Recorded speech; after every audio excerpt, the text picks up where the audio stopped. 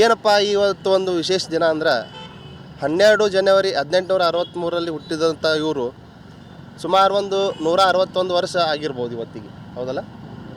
200 ವರ್ಷ ಆದ್ರೂ ಇವ್ರದ್ದು ಒಂದು ಪರಿಕಲ್ಪನೆ ನಾವು ಏನು ತೊಗೊಂಡು ಮುನ್ನಡಿಬೇಕು ಯುವಕರಂದ್ರೆ, ಇವತ್ತು ನಮ್ಮ ಸಂಘಟನೆ ಕಾರ್ಯಕರ್ತರು ನಾವು ಎಲ್ಲರೂ ಸೇರಿ ಈ ಜಯಂತಿ, ಈ ನಮ್ಮ ರಾಷ್ಟ್ರಾದ್ಯಂತ ಎಲ್ಲ ರಾಜ್ಯಾದ್ಯಂತ ರಾಷ್ಟ್ರಾದ್ಯಂತ ಎಲ್ಲರೂ ಈ ಯುವ ದಿವಸ ಅಂತ ಆಚರಣೆ ಮಾಡ್ತಿದ್ದಾರೆ.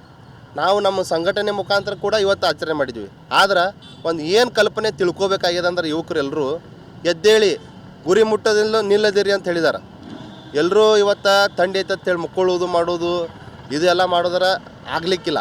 ಅವ್ರು ಹೇಳಿದ ಒಂದು ಪಾಲನೆ ಮಾಡ್ಕೊತ ಹೋದ್ರೆ ಯಾವುದೇ ಒಂದು ವಿಷಯ ತಗೋರಿ, ಓದಾಗಿರ್ಬೋದು, ನಮ್ಮ ದೇಹ ಸದೃಢ ಮಾಡ್ಕೊಳ್ಳೋಗಿರ್ಬೋದು, ಯಾವುದೇ ಒಂದು ಬಿಸ್ನೆಸ್ ಆಗಿರ್ಬೋದು, ಅವ್ರು ಹೇಳೋದು ವಾಕ್ಯ ಒಂದೇ ಒಂದು ವಾಕ್ಯ, ಎದ್ದೇಳಿ ಗುರಿ ಮುಟ್ಟೋದಿಲ್ಲ ನಿಲ್ಲದಿರಿ ಅಂತ ಏನು ಹೇಳಿದಾರಲ್ಲ, ಅದು ಪಾಲನೆ ಮಾಡ್ಕೊತ ಹೋದ್ರೆ ಎಷ್ಟೇ ನಾವು ಸಾಧನೆ ಮಾಡ್ಬೋದು ಅಂತೇಳಿ ಒಂದು ಈ ಮುಖಾಂತರ ಹೇಳೋಕ್ಕೆ ಇಷ್ಟಪಡ್ತೀನಿ. ಸ್ವಾಮಿ ವಿವೇಕಾನಂದ ಜಯಂತಿ ಜನವರಿ 12ರಂದು ಅಷ್ಟೇ ಆಗಿರಬಾರ್ದು. ಅವ್ರದ್ದು ಎಲ್ಲ ಏನು ಗ್ರಂಥಗಳು ಓದಿ ಇವತ್ತಿನ ಯುವಕರು ತಿಳ್ಕೊಬೇಕು.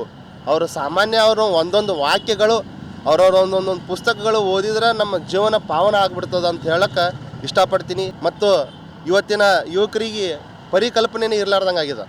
ಅದಕ್ಕೆ ಇವತ್ತಿನ ದಿವಸ ಇವತ್ತಿನ ಈ ಜನವರಿ 12 ಯೂತ್ ಡೇ ಅಂತ ಆಚರಿಸ್ತಿದ್ದೀವಿ.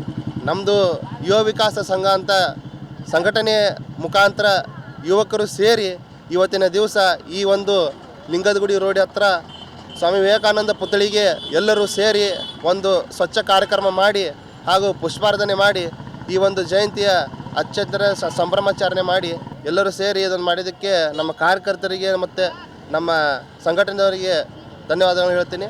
Audio Jungle.